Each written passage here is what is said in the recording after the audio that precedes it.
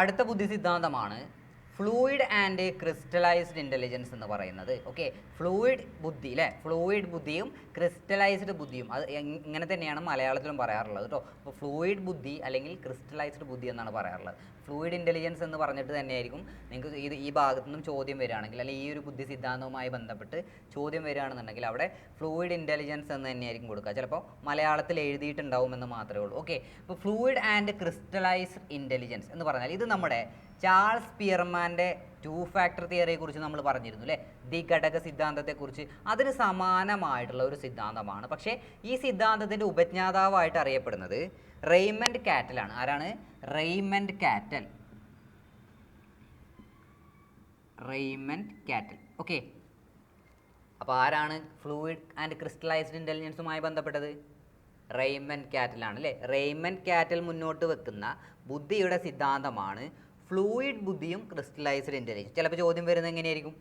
Fluid intelligence ആരുമായി ബന്ധപ്പെട്ടിരിക്കുന്നു എന്ന് ചോദിക്കാം അല്ലേ. അല്ലെങ്കിൽ റെയ്മണ്ട് കാറ്റലുമായി ബന്ധപ്പെട്ട ബുദ്ധിയുടെ ഘടകം ഏത്? താഴെ പറയുന്നത് ബുദ്ധിയുടെ ഘടകം ഏത് എന്ന് ചോദിക്കാം. നമ്മൾ ധാരാളം ഘടകങ്ങൾ പഠിച്ചിട്ടുണ്ട് അല്ലേ, ധാരാളം ബുദ്ധി സിദ്ധാന്തങ്ങളിലായിട്ട് വ്യത്യസ്തമായ ഘടകങ്ങൾ പഠിച്ചിട്ടുണ്ട് അല്ലേ. അപ്പോൾ അതിൽ തന്നെ ഫ്ലൂയിഡ് എന്ന് കണ്ടു കഴിഞ്ഞാൽ അത് ഫ്ലൂയിഡ്, അതുപോലെ ക്രിസ്റ്റലൈസ്ഡ് ഇൻ്റലിജൻസ്, ഇത് രണ്ടും ആരുമായിട്ട് ബന്ധപ്പെട്ടതാ? റെയ്മണ്ട് കാറ്റലുമായിട്ട് ബന്ധപ്പെട്ടതാണ്. ഓക്കെ, അപ്പോൾ റെയ്മണ്ട് കാറ്റൽ പറയുന്നത് സ്പിയർമാൻ പറഞ്ഞതുപോലെ 2 സുപ്രധാന ഘടകങ്ങളാണ് മനുഷ്യൻ്റെ ബുദ്ധിയിലുള്ളത്. എത്ര ഘടകങ്ങളുണ്ട്? 2 സുപ്രധാന ഘടകങ്ങളാണ് ബുദ്ധിയിലുള്ളത് എന്നാണ് റെയ്മണ്ട് കാറ്റലും അഭിപ്രായപ്പെടുന്നത് കേട്ടോ. അപ്പോൾ റെയ്മണ്ട് കാറ്റൽ പറയുന്ന 2 ഘടകങ്ങൾ ഏതൊക്കെയാണ്? ഈ ഘടകങ്ങൾ തന്നെയാണ്. ഏതൊക്കെയാണ്? ഫ്ലൂയിഡ് ആൻഡ് ക്രിസ്റ്റലൈസ്ഡ് ഇൻ്റലിജൻസ് അല്ലേ. അങ്ങനെ 2 ഘടകങ്ങൾ ബുദ്ധിയിലുണ്ട്. ഏതൊക്കെയാണ്? ഫ്ലൂയിഡ് ആൻഡ് ക്രിസ്റ്റലൈസ്ഡ് ഇൻ്റലിജൻസ് എന്നാണ്. അപ്പോൾ എന്താണ് ഇത് രണ്ടും തമ്മിലുള്ള പ്രത്യേകത? ഫ്ലൂയിഡ് ഇൻ്റലിജൻസ് എന്ന് പറഞ്ഞാൽ എന്താ? ഫ്ലൂയിഡ് ഇൻ്റലിജൻസ്, ആദ്യത്തെ ഘടകം ഫ്ലൂയിഡ് ഇൻ്റലിജൻസ് ആണല്ലേ. അപ്പോൾ ഫ്ലൂയിഡ് ഇൻ്റലിജൻസ് എന്ന് പറഞ്ഞാൽ നമ്മൾ ഉപയോഗപ്പെടുത്തുന്നത് എന്തിനു വേണ്ടിയിട്ടാണ്, എന്തൊക്കെ പ്രവർത്തനങ്ങളിലാണ് നമ്മൾ ഫ്ലൂയിഡ് ഇൻ്റലിജൻസ് ഉപയോഗപ്പെടുത്തുന്നതെന്ന് ചോദിച്ചാൽ അദ്ദേഹം പറയുന്നത് പ്രശ്ന നിർദ്ധാരണം, നമ്മൾ പ്രോബ്ലം സോൾവ് ചെയ്യുന്ന സമയത്ത്, അതുപോലെ യുക്തിചിന്തനം, ഓർമ്മ എന്നീ പ്രവർത്തനങ്ങളിൽ നമ്മൾ യൂസ് ചെയ്യുന്നത്, നമ്മൾ ഉപയോഗിക്കുന്നത് ഏത് ബുദ്ധിയാണ്? ഫ്ലൂയിഡ് ഇൻ്റലിജൻസ് ആണ്. അഥവാ നമ്മളൊരു പ്രോബ്ലം സോൾവ് ചെയ്യുന്ന സമയത്ത്, യുക്തിപരമായിട്ട് ചിന്തിക്കുന്ന സമയത്ത്, അതുപോലെ നല്ല രീതിയിൽ ഓർമ്മയിൽ നിലനിർത്തുക, ഇതൊക്കെ ഏതുമായിട്ട് ബന്ധപ്പെട്ടതാണ്? ഫ്ലൂയിഡ് ഇൻ്റലിജൻസുമായി ബന്ധപ്പെട്ടതാണ്. ഓക്കെ, എന്നാൽ ക്രിസ്റ്റലൈസ്ഡ് ഇൻ്റലിജൻസ് ആണ് രണ്ടാമത്തെ ഘടകം അല്ലേ. ക്രിസ്റ്റലൈസ്ഡ് ആണ്.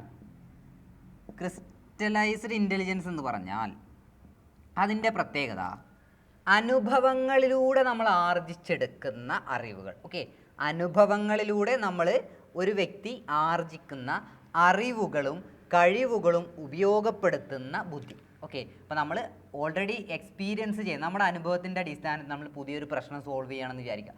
ആ ഒരു സന്ദർഭത്തിൽ നമ്മൾ ഉപയോഗപ്പെടുന്നത് ക്രിസ്റ്റലൈസ്ഡ് ഇൻ്റലിജൻസ് ആയിരിക്കും. എന്നാൽ സാധാരണഗതിയിലുള്ള പ്രോബ്ലം സോൾവിങ്, അതുപോലെ യുക്തിപരമായിട്ട് നമ്മൾ ചിന്തിക്കുക, ഈ സമയത്ത് ഇതിനൊക്കെ ഉപയോഗപ്പെടുത്തുന്നത്, അതുപോലെ നമ്മുടെ നല്ല രീതിയിൽ ഓർമ്മിക്കാനുള്ള കഴിവ്, ഇതൊക്കെ നമ്മുടെ ഫ്ലൂയിഡ് ഇൻ്റലിജൻസുമായി ബന്ധപ്പെട്ടതാണ്. എന്നാൽ ക്രിസ്റ്റലൈസ്ഡ് ഇൻ്റലിജൻസ് എന്ന് പറഞ്ഞാൽ അത് അനുഭവങ്ങളെ ആശ്രയിക്കുന്നു എന്നുള്ളതാണ്.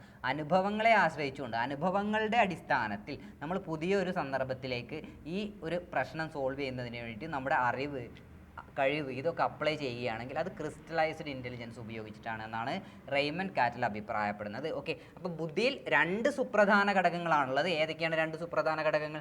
Fluid and crystallised intelligence. അപ്പോൾ ഫ്ലൂയിഡ് ക്രിസ്റ്റലൈസ്ഡ് ഇൻ്റലിജൻസ്, ഈ സിദ്ധാന്തത്തിൻ്റെ ഉപജ്ഞാതാവാരാണ്? റെയ്മണ്ട് കാറ്റലാണ് അല്ലേ. ഓക്കെ, അപ്പോൾ റെയ്മണ്ട് കാറ്റലാണ്. ചിലപ്പോൾ ഇങ്ങനെയും ചോദ്യം വരാം, സ്പിയർമാൻ്റെ ദ്വിഘടക സിദ്ധാന്തത്തിന് സമാനമായി ഒരു ബുദ്ധി സിദ്ധാന്തം ആവിഷ്കരിച്ചത് ആര് എന്നിങ്ങനെ ഒരു ചോദ്യം വന്നാൽ ആരാണ്? റെയ്മണ്ട് കാറ്റലാണ് അല്ലേ. ഓക്കെ, അപ്പോൾ ഇനി എന്താണ് ഫ്ലൂയിഡ് ഇൻ്റലിജൻസിൻ്റെയും ക്രിസ്റ്റലൈസ്ഡ് ഇൻ്റലിജൻസിൻ്റെയും പ്രത്യേകതകളെന്ന് നമുക്ക് നോക്കാം. രണ്ടും തമ്മിലുള്ള ഡിഫറൻസുകൾ എന്തൊക്കെയാണ്? ഇതും നമ്മുടെ സ്പിയർമാൻ്റെ സിദ്ധാന്തവുമായിട്ട് എന്താണ് ബന്ധം എന്ന് നമുക്കൊന്ന് പരിശോധിക്കാം. ഓക്കെ, ഫ്ലൂയിഡ് ഇൻ്റലിജൻസിനെ കുറിച്ചാണ് നമ്മൾ ആദ്യം നോക്കാൻ പോകുന്നത്. ഫ്ലൂയിഡ് ഇൻ്റലിജൻസ് എന്ന് പറഞ്ഞാൽ അത് ആന്തരികമാണ്, ആന്തരികമായത് എന്നാണ് പറയുക. ആന്തരികമാണ്, ഇന്നേറ്റ് ആണ്. അഥവാ നമ്മുടെ ഫ്ലൂയിഡ് ഇൻ്റലിജൻസ് എന്ന് പറയുന്നത് നമ്മുടെ ജെനറ്റിക് ഫാക്ടേഴ്സാണ് അതിനെ സ്വാധീനിക്കുന്നത്. ജന്മനാ ഒരു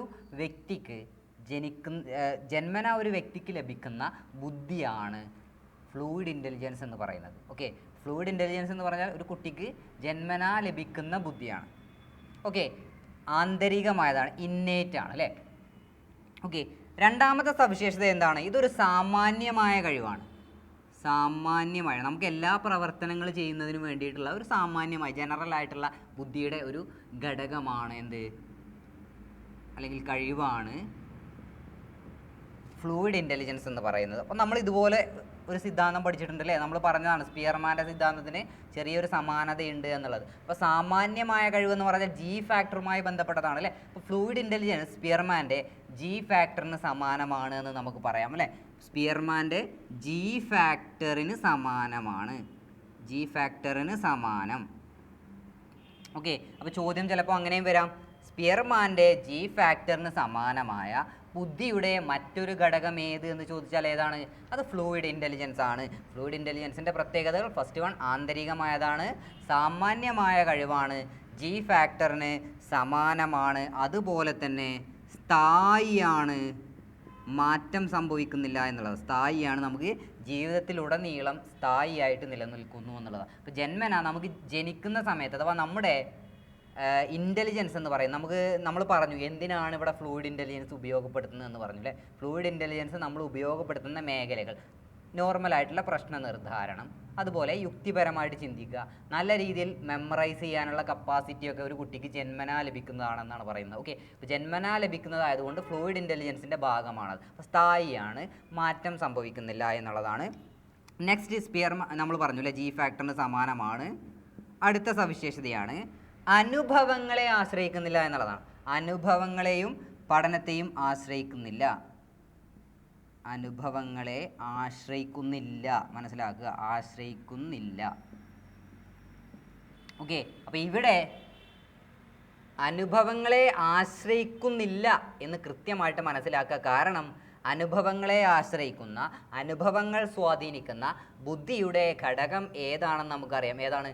ക്രിസ്റ്റലൈസ്ഡ് ഇൻ്റലിജൻസ് ആണ്. അങ്ങനെയാണ് ചോദ്യം വരിക. ഓക്കെ, അപ്പോൾ കാറ്റലിൻ്റെ ബുദ്ധി സിദ്ധാന്തത്തിൽ അനുഭവങ്ങളെ സ്വാധീനിക്കുന്ന, അല്ലെങ്കിൽ അനുഭവങ്ങൾ സ്വാധീനിക്കുന്ന, അനുഭവങ്ങൾ ആശ്രയിക്കുന്ന ബുദ്ധി ഘടകം ഏത് എന്ന് ചോദിച്ചാൽ അത് ക്രിസ്റ്റലൈസ്ഡ് ഇൻ്റലിജൻസ് ആണ്. ഇവിടെ നമ്മൾ ഫ്ലൂയിഡ് ഇൻ്റലിജൻസിനെ കുറിച്ചാണ് പറയുന്നത് അല്ലേ. അപ്പോൾ ഫ്ലൂയിഡ് ഇൻ്റലിജൻസ് എന്ന് പറയുന്നത് എന്തൊക്കെ പ്രവർത്തനങ്ങളിലാണ് നമ്മൾ ഫ്ലൂയിഡ് ഇൻ്റലിജൻസ് ഉപയോഗപ്പെടുന്നത്? സ്മൃതി, മെമ്മറി അല്ലേ, സ്മൃതി, ഓർമ്മ, സ്മരണ എന്നൊക്കെ നമ്മൾ മെമ്മറിക്ക് പറയാറുണ്ട്. സ്മൃതി, അതുപോലെ പഠനം. നന്നായി ഒരു കുട്ടിക്ക് പഠിക്കാൻ കഴിയുന്നുണ്ടെങ്കിൽ, അഥവാ സ്കൂളിലൊക്കെ നല്ലപോലെ മാർക്ക് സ്കോർ ചെയ്യാനൊക്കെ കഴിയുന്നുണ്ടെങ്കിൽ അത് എന്തിൻ്റെ ഭാഗമാണ്? മാർക്ക് സ്കോർ ചെയ്യുക എന്നുള്ളതാണ്, അഥവാ നല്ലപോലെ പഠിക്കുക എന്നുള്ളതാണ്. എന്നാൽ പരീക്ഷയിൽ എക്സാം എഴുതുന്ന സമയത്ത് നമ്മൾ ഉപയോഗപ്പെടുത്തുന്ന ബുദ്ധി എന്ന് പറയുന്നത് ഫ്ലൂയിഡ് അല്ല, ക്രിസ്റ്റലൈസ്ഡ് ഇൻ്റലിജൻസ് ആണ്. കാരണം നമ്മുടെ അനുഭവത്തിൻ്റെ അടിസ്ഥാനത്തിലാണ് നമ്മൾ പരീക്ഷ എഴുതുന്നത് അല്ലേ. ഓക്കെ, അപ്പോൾ ഇവിടെ ഫ്ലൂയിഡ് ഇൻ്റലിജൻസ് നമ്മൾ ഉപയോഗപ്പെടുന്നത് എന്തിനു വേണ്ടിയിട്ടാണ്? സ്മൃതി, പഠനം, അതുപോലെ പാറ്റേണുകൾ തിരിച്ചറിയുക, പാറ്റേണുകൾ തിരിച്ചറിയാൻ എന്നിവയ്ക്ക് നമ്മൾ ഉപയോഗപ്പെടുത്തുന്ന ഏത് ബുദ്ധിയാണ്? ഫ്ലൂയിഡ് ഇൻ്റലിജൻസ് ആണ്. സ്മൃതി, പഠനം, പാറ്റേണുകൾ തിരിച്ചറിയൽ, യുക്തിചിന്തനം, പ്രശ്ന നിർദ്ധാരണം എന്നീ പ്രവർത്തനങ്ങൾക്കൊക്കെ നമ്മൾ ഉപയോഗപ്പെടുത്തുന്നത് ഫ്ലൂയിഡ് ഇൻ്റലിജൻസ് എന്ന ഘടകമാണെന്ന് മനസ്സിലാക്കുക. ഒന്നും കൂടെ നോക്കാം. ഫ്ലൂയിഡ് ഇൻ്റലിജൻസിൻ്റെ പ്രത്യേകതകളാണ് നമ്മൾ പറഞ്ഞത് അല്ലേ. എന്തൊക്കെയാണ്? ആന്തരികമാണ്, അഥവാ ഇന്നേറ്റ് ആണ്. ഒരു വ്യക്തി ജനിക്കുന്ന സമയത്ത് ആ വ്യക്തിയിൽ ഉണ്ടാവുന്ന ബുദ്ധിയാണെന്ത്? ഫ്ലൂയിഡ് ഇൻ്റലിജൻസ് എന്ന് പറയുന്നത്. അത് സാമാന്യമായ കഴിവാണ്. നമ്മൾ ചെയ്യുന്ന എല്ലാ പ്രവർത്തനങ്ങളിലും സാമാന്യമായിട്ട് ഒരു ജനറൽ ഇൻ്റലിജൻസ് ആണ്, ജനറൽ ഇൻ്റലക്ച്വൽ കപ്പാസിറ്റിയാണ്. ജി ഫാക്ടറിന് സമാനമാണ് അല്ലേ. നമ്മൾ ജി ഫാക്ടറിൻ്റെ പ്രത്യേകത, ജി ഫാക്ടർ ജന്മനാ ലഭിക്കുന്നതാണ്, എല്ലാ പ്രവർത്തനങ്ങളിലും ഉണ്ട് എന്നൊക്കെ നമ്മൾ പഠിച്ചിരുന്നു അല്ലേ. അപ്പോൾ അതുകൊണ്ട് തന്നെ ജി ഫാക്ടറിന് സമാനമായിട്ടുള്ള ഒരു ബുദ്ധിയാണ്, ബുദ്ധിയുടെ ഘടകമാണ് ഈ ഫ്ലൂയിഡ് ഇൻ്റലിജൻസ് എന്ന് നമുക്ക് പറയാം. അതുപോലെ തന്നെ സ്ഥായിയാണ്, മാറ്റം സംഭവിക്കുന്നില്ല, സ്ഥായിയായിട്ട് നിലനിൽക്കുന്നു എന്നുള്ളതാണ്. അനുഭവങ്ങളെ ആശ്രയിക്കുന്നില്ല. ഏതാണ് അനുഭവങ്ങളെ ആശ്രയിക്കാത്ത? ഫ്ലൂയിഡ് ഇൻ്റലിജൻസ് നമ്മുടെ അനുഭവങ്ങളെ ആശ്രയിക്കുന്നില്ല. കാരണം നമുക്ക് ജന്മനാ ലഭിച്ചിട്ടുള്ള ബുദ്ധിയാണ്, അതിൽ മാറ്റമൊന്നും സംഭവിക്കുന്നില്ല. അനുഭവത്തിൻ്റെ ഫലമായിക്കൊണ്ട് അവിടെ മാറ്റം സംഭവിക്കുന്നില്ല. ഇവിടെ നമുക്ക് മെമ്മറൈസ് ചെയ്യാനുള്ള കപ്പാസിറ്റി, പഠനം, പാറ്റേണുകൾ തിരിച്ചറിയുക, യുക്തിചിന്തനം എന്നീ പ്രവർത്തനങ്ങളിൽ നമ്മൾ ഉപയോഗപ്പെടുത്തുന്നത് ഈ ഒരു ഘടകം, നമുക്ക് ജന്മനാ ലഭിക്കുന്ന ബുദ്ധിയുടെ ഘടകമായ ഫ്ലൂയിഡ് ഇൻ്റലിജൻസ് ആണ് എന്നാണ് റെയ്മണ്ട് കാറ്റൽ അഭിപ്രായപ്പെടുന്നത്. ഓക്കെ, നെക്സ്റ്റ് നമ്മൾ നോക്കുന്നത് ഏതാണ്? ക്രിസ്റ്റലൈസ്ഡ് ഇൻ്റലിജൻസിൻ്റെ സവിശേഷതകളാണ് അല്ലേ. ഓക്കെ, എന്തൊക്കെയാണ് ക്രിസ്റ്റലൈസ്ഡ് ഇൻ്റലിജൻസിൻ്റെ സവിശേഷതകളെന്ന് നമുക്ക് നോക്കാം. ക്രിസ്റ്റലൈസ്ഡ് ഇൻ്റലിജൻസിൻ്റെ ആദ്യത്തെ സവിശേഷതയാണ് അത് ചലനാത്മകമാണ് എന്നാണ്. ചലനാത്മകം എന്ന് പറഞ്ഞാൽ എന്താ? ഡൈനാമിക് ആണ്, മാറ്റത്തിന് വിധേയമാകുന്നത് എന്നാണ് അർത്ഥം അല്ലേ. എന്നാൽ നേരത്തെ നമ്മൾ പറഞ്ഞ ഫ്ലൂയിഡ് ഇൻ്റലിജൻസ് മാറ്റത്തിന് വിധേയമാകുന്നുണ്ടോ? ഇല്ല, ഫ്ലൂയിഡ് ഇൻ്റലിജൻസിന് ഒരു മാറ്റവും സംഭവിക്കുന്നില്ല. എന്നാൽ ഇവിടെ ക്രിസ്റ്റലൈസ്ഡ് ഇൻ്റലിജൻസ് എന്ന് പറഞ്ഞാൽ അത് മാറ്റത്തിന് വിധേയമാകുന്നു, മാറ്റം സംഭവിക്കുന്നു എന്നുള്ളതാണ്. എങ്ങനെയാണ് മാറ്റം സംഭവിക്കുന്നത്? അനുഭവത്തിലൂടെയാണ് അല്ലേ, അനുഭവത്തിലൂടെയാണ്. അപ്പോൾ ഇവിടെ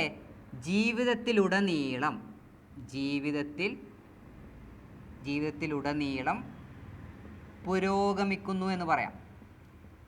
പുരോഗമിക്കും.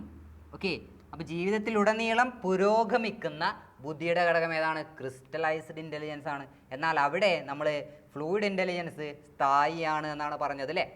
ഇവിടെ ചലനാത്മകമാണ്. നമുക്ക് അനുഭവങ്ങൾ മൂലം, ഓരോ അനുഭവങ്ങൾ ലഭിക്കുന്നതിനനുസരിച്ച്, അനുഭവങ്ങൾ കൂടുന്നതിനനുസരിച്ച് ക്രിസ്റ്റലൈസ്ഡ് ഇൻ്റലിജൻസ് ഒരു വ്യക്തിയിൽ പുരോഗമിക്കുന്നു, ക്രിസ്റ്റലൈസ്ഡ് ഇൻ്റലിജൻസിൻ്റെ ക്വാളിറ്റി വർദ്ധിക്കുന്നു എന്നുള്ളതാണ്. ഓക്കെ, നെക്സ്റ്റ്, വിശിഷ്ടവും ആർജിതവുമായ കഴിവുകൾ. ഇതുപോലെ നമ്മൾ പറഞ്ഞിരുന്നു അല്ലേ, സ്പെസിഫിക് ഫാക്ടേഴ്സിനെ കുറിച്ച് പറഞ്ഞു. എവിടെ? സ്പിയർമാൻ്റെ 2 ഫാക്ടർ തിയറിയിൽ നമ്മൾ പറഞ്ഞിരുന്നു അല്ലേ. അപ്പോൾ അതിന് സമാനമായിട്ടുള്ള ഒരു ബുദ്ധിയുടെ ഘടകം ഏതാണ്?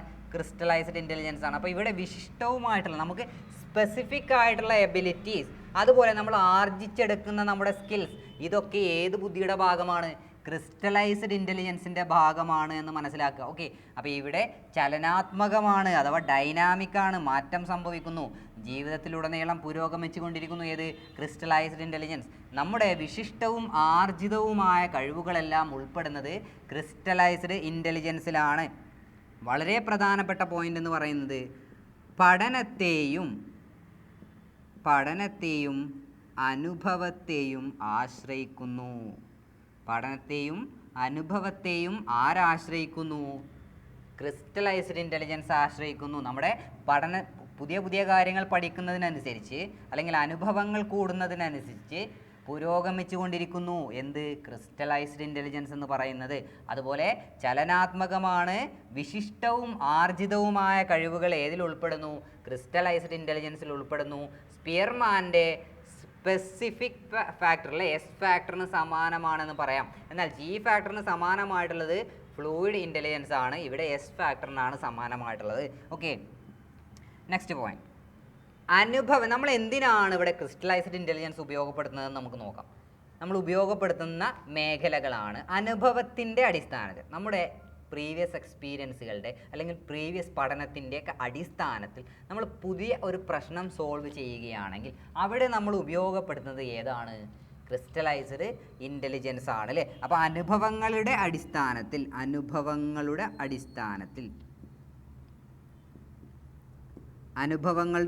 നമ്മൾ എന്ത് ചെയ്യുന്നു?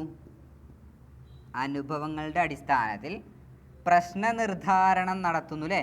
പ്രശ്ന നിർദ്ധാരണം നടത്തുന്നു. അതുപോലെ പരീക്ഷ എഴുതുക, അതും അനുഭവങ്ങളുടെ അല്ലെങ്കിൽ പഠനത്തിൻ്റെ അടിസ്ഥാനത്തിലാണല്ലേ. നമ്മൾ പ്രീവിയസ് ആയിട്ട് ലേൺ ചെയ്തതിൻ്റെ അടിസ്ഥാനത്തിൽ ഒരു പരീക്ഷ എഴുതൽ. അതുപോലെ വിഭിന്നങ്ങളായ സാമൂഹിക സാഹചര്യങ്ങളിൽ ഇടപെടുക, ഇതൊക്കെ നമ്മുടെ എക്സ്പീരിയൻസിൽ നിന്ന് ആർജിച്ചെടുക്കുന്ന ഇതിനൊക്കെയുള്ള കഴിവുകൾ അല്ലേ. അപ്പോൾ നമ്മൾ ക്രിസ്റ്റലൈസ്ഡ് ഇൻ്റലിജൻസ് ഉപയോഗപ്പെടുത്തുന്നത് ഏതൊക്കെ മേഖലയിലാണ്? നമ്മൾ അനുഭവങ്ങളുടെ അടിസ്ഥാനത്തിൽ ഒരു പ്രശ്നം പരിഹരിക്കുമ്പോഴോ അല്ലെങ്കിൽ പരീക്ഷ എഴുതുമ്പോഴോ സാമൂഹിക സാഹചര്യങ്ങളിൽ നമ്മൾ ഇടപെടുമ്പോഴൊക്കെ നമ്മൾ ഉപയോഗപ്പെടുത്തുന്നത് ഏത് ഘടകമാണ്? ക്രിസ്റ്റലൈസ്ഡ് ഇൻ്റലിജൻസ് ആണെന്ന് മനസ്സിലാക്കുക. ഓക്കെ, അപ്പോൾ നമ്മൾ ഫ്ലൂയിഡ് ഇൻ്റലിജൻസും ക്രിസ്റ്റലൈസ്ഡ് ഇൻ്റലിജൻസും തമ്മിലുള്ള ഡിഫറൻസ് എന്തൊക്കെയാണ്? ഫ്ലൂയിഡ് ഇൻ്റലിജൻസ് എന്ന് പറഞ്ഞാൽ ജന്മനാ ലഭിക്കുന്നതാണ് അല്ലേ, മാറ്റം സംഭവിക്കുന്നില്ല. എന്നാൽ ഇവിടെ ചലനാത്മകമാണ്. ക്രിസ്റ്റലൈസ്ഡ് ഇൻ്റലിജൻസ് മാറ്റം സംഭവിക്കുന്നു. ജീവിതത്തിലുടനീളം ഒരേ നിലയിലാണ് ഫ്ലൂയിഡ് ഇൻ്റലിജൻസ്. ഇവിടെ ജീവിതത്തിലുടനീളം പുരോഗമിച്ചു കൊണ്ടേയിരിക്കുന്നു. നമ്മുടെ ജനറൽ ആയിട്ടുള്ള ഒരു കഴിവാണ് ക്രിസ്റ്റലൈസ്ഡ് ഇൻ്റലിജൻസ്, ഫ്ലൂയിഡ് ഇൻ്റലിജൻസ്. എന്നാൽ ക്രിസ്റ്റലൈസ്ഡ് ഇൻ്റലിജൻസ് എന്ന് പറഞ്ഞാൽ വിശിഷ്ടവും ആർജിതവുമായ നമ്മുടെ കഴിവുകളാണ്. ഫ്ലൂയിഡ് ഇൻ്റലിജൻസ് ഒരിക്കലും നമ്മുടെ അനുഭവങ്ങളെ ആശ്രയിക്കുന്നില്ല. ക്രിസ്റ്റലൈസ്ഡ് ഇൻ്റലിജൻസ് നമ്മുടെ അനുഭവങ്ങളെയും പഠനത്തെയും ആശ്രയിക്കുന്നു. ഓക്കെ, ക്ലിയർ അല്ലേ? അപ്പം മെമ്മറി, ഓർമ്മ എന്ന് പറയുന്നത് റെയ്മൻ കാറ്റലിൻ്റെ ബുദ്ധി സിദ്ധാന്തത്തിൽ ഏത് ഘടകവുമായി ബന്ധപ്പെട്ടിരിക്കുന്നു എന്ന് ചോദിച്ചാൽ അത് ഏത് ഘടകവുമായിട്ടാണ്? ഫ്ലൂയിഡ് ഘടകവുമായിട്ടാണ് അല്ലേ? ഫ്ലൂയിഡ് ബുദ്ധിയുമായിട്ടാണ് ബന്ധപ്പെട്ടത് എന്ന് മനസ്സിലാക്കുക. എന്നാൽ പരീക്ഷ എഴുതൽ ഏത് ഘടകവുമായി ബന്ധപ്പെട്ടതാണ്? അത് ക്രിസ്റ്റലൈസ്ഡ് ഘടകവുമായി, ക്രിസ്റ്റലൈസ്ഡ് ഇൻ്റലിജൻസുമായിട്ട് ബന്ധപ്പെട്ടതാണ് എന്ന് മനസ്സിലാക്കുക. ഓക്കെ, ക്ലിയർ അല്ലേ? ഓക്കെ.